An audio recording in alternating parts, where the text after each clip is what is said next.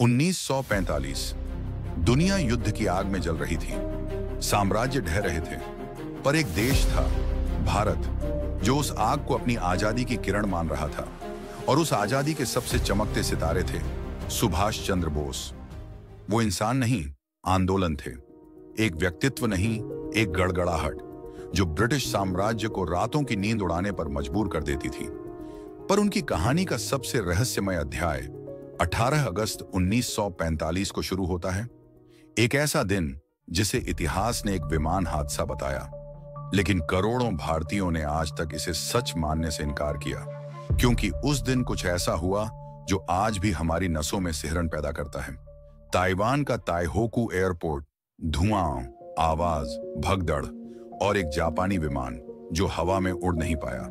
कहा गया कि इंजन फेल हुआ, आग लगी और अंदर मौजूद सभी लोग जलने लगे। रिपोर्टों के मुताबिक बोस आग की लपटों में घिर गए, उनका शरीर जख्मों से भर गया और बाद में अस्पताल में उन्होंने अंतिम सांसें लीं।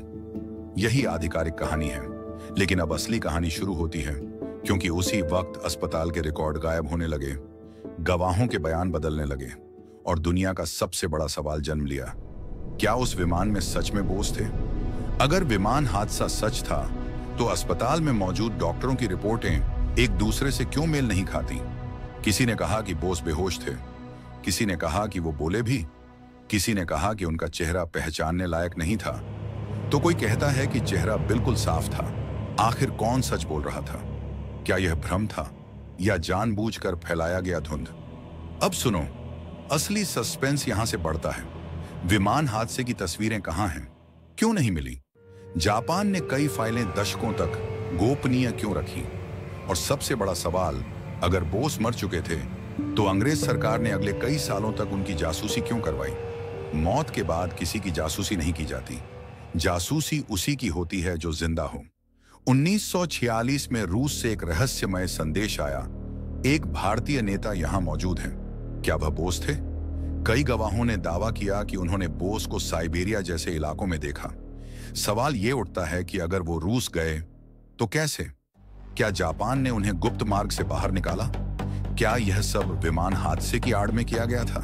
यानी प्लेन क्रैश, शार्शक, कवर अप। इतिहास में ऐसे बहुत से कवर अप हुए हैं, लेकिन बोस वाला केस सबसे बड़ा है, क्योंकि बोस अकेले कोई नेता नहीं थे। वो आदमी थे जिसने आजाद हिंद फौज खड़ी की, जो ब्रिटिश सेना को तोड़ने लगा था, और एक ऐसा इंसान जिसे दुनिया की बड़ी ताकतें भी हल्के में नहीं लेती थी। क्या ऐसा आदमी अचानक गायब हो सकता है, बिना किसी के जाने? अब आते हैं भारत में मिले चौंकाने वाले संकेतों पर। 1945 के बाद देश भर में अफवाहें फैलने लगी। नेताजी जिंदा हैं, कोई कहता वो नेपाल में देखे गए, कोई कहता वो फिर लौटेंगे। कई जगहों पर भीड़ जमा हो जाती। लोग घंटों इंतजार करते कि शायद बोस आ जाएं। लोगों को भरोसा क्यों था? क्योंकि उन्हें यकीन था कि बोस जैसे शेर को आग नहीं जला सकती, ऐसे इंसान को कोई हादसा खत्म नहीं कर सकता। और फिर 1950, 60 और 70 में भारत में एक रहस्यमय साधु उभरता है, भगवान जी। लंबे बाल, गहरी आंखें, तेज आवाज, गोपनीय जीवन, और सबसे चौंकाने वाली बात, उसी कमरे से बोस की लिखावट जैसे नोट्स, नक्शे, चश्मा और कई दस्तावेज मिलते हैं। कई लोगों ने कहा, हमने बोस को करीब से देखा है, ये वही आदमी है। लेकिन भगवान जी ने कभी स्वीकार नहीं किया। और जब वो मरे, कमरे में मिली चीजों ने पूरे देश को झकझोर दिया।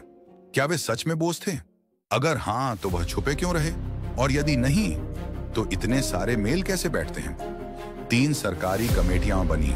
शाहनवाज समिति ने कहा बोस मर चुके हैं। खोसला आयोग ने कहा वो वास्तव में विमान हादसे में मरे। लेकिन मुखर्जी आयोग, उसने बम गिरा दिया। विमान हादसा हुआ ही नहीं। उसके मुताबिक हादसे की कहानी घड़ी गई थी। अगर हादसा हुआ ही नहीं, तो बोस कहां गए? यह सवाल आज भी इतिहास को काटता है। राजनीतिक गलियारों में फुसफुसाहट होती रही कि बोस की वापसी से सत्ता की संतुलन बदल सकती थी, इसीलिए उनकी मौजूदगी को छुपाया गया। कुछ कहते हैं कि सोवियत यूनियन में उन्हें इसलिए रोका गया क्योंकि वो एशिया में शक्ति संतुलन बिगाड़ सकते थे। कुछ कहते हैं कि भारत की आजादी के तुरंत बाद भी कई ताकतें चाहती थीं कि बोस चुप रहें, दिखाई न दें, लेकिन सच्चाई कभी सामने नहीं आई। अब बात करते हैं फाइलों की। भारत में बोस से जुड़ी करीब 300 से ज्यादा फाइलें थीं। उनमें से कई दशकों तक टॉप सीक्रेट रखी गई। सवाल उठता है, अगर बोस मर चुके थे तो फाइलें जनता से क्यों छुपाई गईं? क्या उनमें ऐसा सच था जो सरकारें दिखाना नहीं चाहती थीं? जब फाइलें धीरे धीरे डिक्लासिफाई हुईं, तब पता चला कि सरकारें कई सालों तक बोस के परिवार की निगरानी करती रहीं। क्यों? किसी मृत इंसान के परिवार की निगरानी क्यों? इसका जवाब वही जानता है जो आज भी इस रहस्य की चाबी पकड़े बैठा है। और सबसे बड़ा सस्पेंस, इतिहासकार कहते हैं कि बोस की मृत्यु का कोई भौतिक सबूत मौजूद नहीं है। यानी कोई फोटो नहीं, कोई वीडियो नहीं, कोई डीएनए टेस्ट नहीं, कोई राख की पुष्टि नहीं, बस कहानियां। क्या इतना बड़ा नेता ऐसे ही बिना सबूत के इतिहास से मिट सकता है? लोकल किंवदंतियां कहती हैं कि बोस नेपाल, तिब्बत और बर्मा के इलाकों में देखे गए थे। कई गांवों में बूढ़े लोग आज भी कसम खाते हैं कि 1950 से 1960 तक बोस जिंदा थे। उनकी आवाज, उनका अंदाज, उनका चलना। लोग कहते हैं, हमने वो आंखें कहीं देखी हैं। ये सब महज भ्रम है या किसी बड़े सच की परछाई? आज से लगभग 100 साल पहले बोस ने कहा था, मैं तुम्हें आजादी दिलाकर रहूंगा, चाहे मेरी जान चली जाए। लेकिन क्या उन्होंने जान दी या जीवन को नए नाम, नए रूप में जिया ताकि कोई उन्हें ढूंढ ना पाए? कल्पना कीजिए, एक ऐसा आदमी जो दुश्मनों को चकमा देता आया, वो अपनी अंतिम चाल में दुनिया को चकमा क्यों नहीं दे सकता? कुछ विशेषज्ञ कहते हैं बोस एक इंटरनेशनल नेटवर्क का हिस्सा थे। जापान, जर्मनी, रूस सभी से संपर्क में थे। क्या उन्होंने युद्ध के बाद एक गुप्त मिशन शुरू किया था? क्या वो भारत लौटना चाहते थे लेकिन हालात नहीं बने?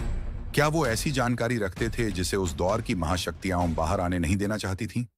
ये सब सवाल हैं जिनका जवाब इतिहास नहीं देता, पर संकेत देता है। और फिर आता है वो सवाल जो हर भारतीय के दिल में कौंता है, क्या बोस कहीं से हमें देख रहे थे? क्या वो जानते थे कि एक दिन हम उनके सच की तलाश में निकलेंगे?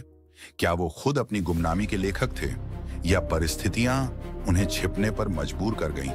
आज भी उनका नाम लेते ही सीने में आग उठती है। लेकिन जब कोई पूछता है, नेताजी कहां गए, तो दिल में एक चुभन पैदा होती है, क्योंकि एक ऐसे नायक का अंत हमें पता ही नहीं। शायद इतिहास ने कभी पूरी सच्चाई बताई ही नहीं। शायद अभी भी कुछ फाइलें बंद हैं। शायद कुछ राज ऐसे हैं जो आज भी अंधेरे में हैं। इस रहस्य का असली सच क्या है? विमान हादसा, रूस का सफर, नेपाल में एक साधु की जिंदगी, या कोई चौथा रास्ता जो किसी को पता ही नहीं? सच जो भी हो, एक बात तय है, नेताजी सिर्फ एक इंसान नहीं थे, वो एक विचार थे, और विचार कभी मरते नहीं। उनकी मौत का सच आज भी अनसुलझा है, लेकिन शायद वो हमें यही बताना चाहते थे कि असली लड़ाई शरीर से नहीं, सोच से लड़ी जाती है। और इसलिए जब भी कोई पूछता है नेताजी जिंदा थे या नहीं, तो शायद इसका जवाब सिर्फ वही दे सकते हैं। और जब तक इतिहास खुद आगे बढ़कर ये नहीं कहता कि उस दिन 18 अगस्त 1945 को वास्तव में क्या हुआ था, तब तक यह रहस्य जिंदा रहेगा, उतना ही जीवित जितना वो नाम सुभाष चंद्र बोस।